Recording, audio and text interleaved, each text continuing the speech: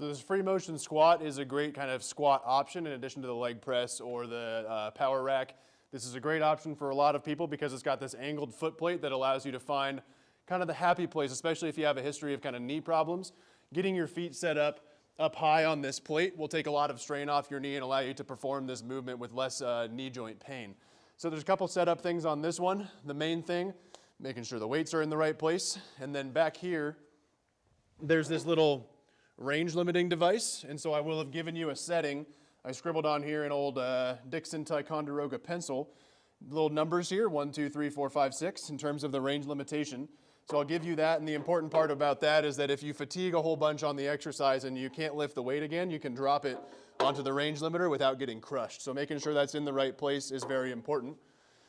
Then when you get yourself set up on the machine, you get yourself into the spot that we've set up as being right for you. We want to make sure that our back always stays firmly against this back pad.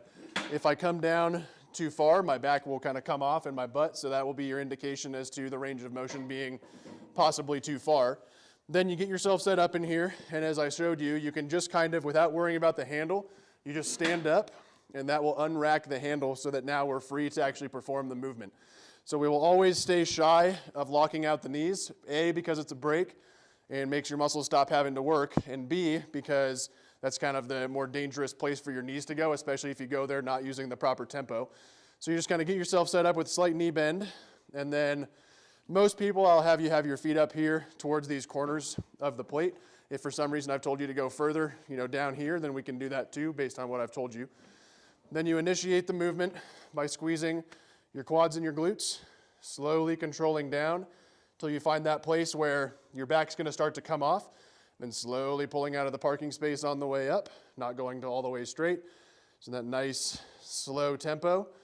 And in your brain, even though you're standing your body up, what you need to vividly imagine is that you're actually pushing the plate away from you as though this part didn't move and the plate moved. And that will help this thing orchestrate the movement correctly using the right muscle groups. So what it would look like from the top is I get on the machine, get myself firmly secured in here, stand it up, get myself set, initiate quads and glutes, squeezing those, slowly control my descent, and now I'm pushing the plate away from me.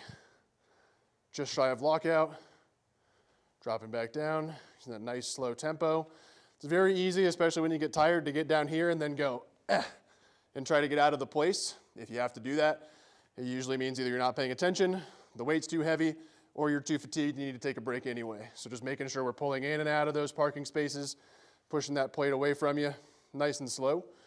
And then when you get done, what you do is you come up to just shy of all the way straight, this handle back here, you push it down and hold it down, and then you slowly control your descent, and you'll feel that handle kind of lock into something.